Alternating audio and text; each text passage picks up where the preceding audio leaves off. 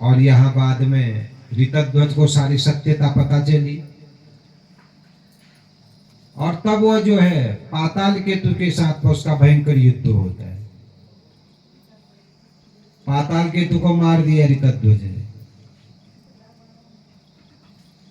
और आज जो है अपने राज्य की ओर वापिस आया हो। और यहाँ राज्य में तो देखा कि गलत सूचना फैली हुई है, उसके मृत्यु का समाचार फैला दिया। और यहाँ मदालसा ने भी शरीर छोड़ने का निश्चय कर दिया था। पूरा शोक संतप्त था परिवार। राजा को बड़ा आश्चर्य हुआ और आज राजा ने भी निश्चय किया। राजा च ताम ताम दृष्ट्वा बिना भरता मदालसाम प्रत्युवाच जनम सर्वं विमृश्यस्तु च मानसः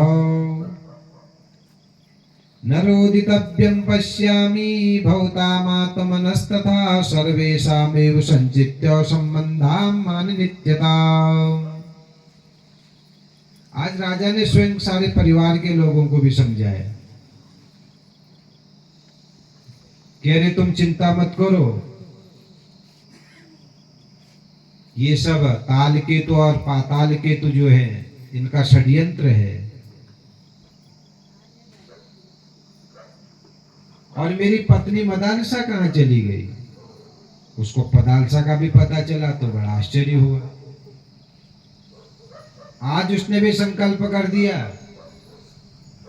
कि असुर के मिथ्या प्रचार को सुन करके मेरी पत्नी ने मेरी याद में अपना शरीर छोड़ दिया, तो मैं भी अब कभी दूसरा विवाह नहीं करूंगा, क्योंकि एक ही पत्नी के साथ निष्ठा होनी चाहिए एक राजा को। और ऋतध्वज ने यह संकल्प किया, मैं कभी भी दूसरी पत्नी का वरण कर ही नहीं सकता हूं। इस प्रकार का उसने संकल्प लिया। कहता कि मैं अकेला ही अब जीवन बिताऊंगा। ताम्रते मृग सावाक्षीम गंधर्व तनयामहम न भोक्षे योचितम काचिद इति सत्यम अयोदितम। विवाह नहीं करने का संकल्प ऋतध्वज ने लिया। संयोग की बात है,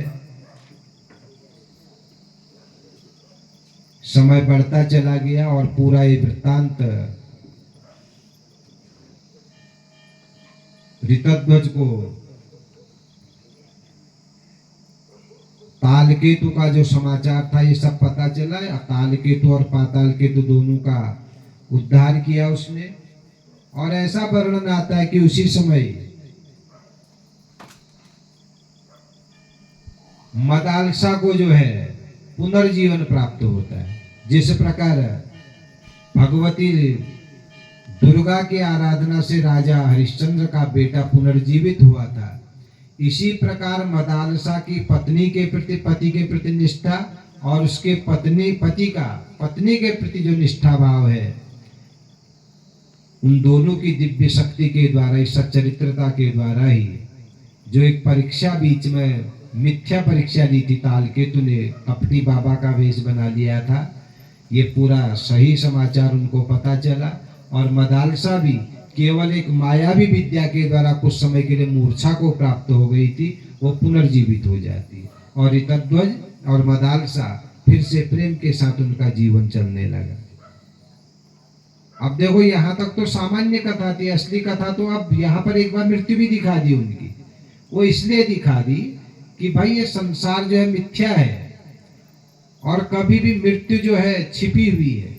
कभी भी जीवन में मृत्यु आ सकती है, चाहे कोई राजा हो, कोई विद्वान हो, कोई मूर्ख हो, मृत्यु किसी को छोड़ने वाली नहीं है। ये एक संकेत दिया, लेकिन अब असली उनका चरित्र अब आगे दिखाया। और यहाँ जब उनको पुनः दिव्य जीवन प्राप्त हो गया है, तो उस समय पर मदालसा अपने पति के साथ बड़े प्रेम से सदग्रस्त का पालन कर रही है।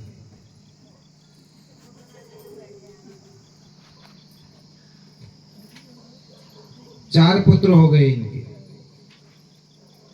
और जब 4 बेटे हो गए हैं तो राजा ने अपने हिसाब से बेटों का नाम रखा।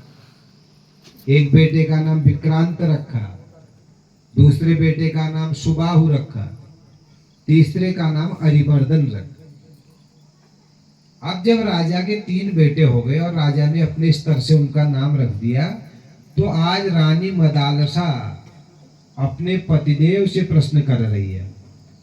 देखो, नाम की भी बड़ी महिमा है।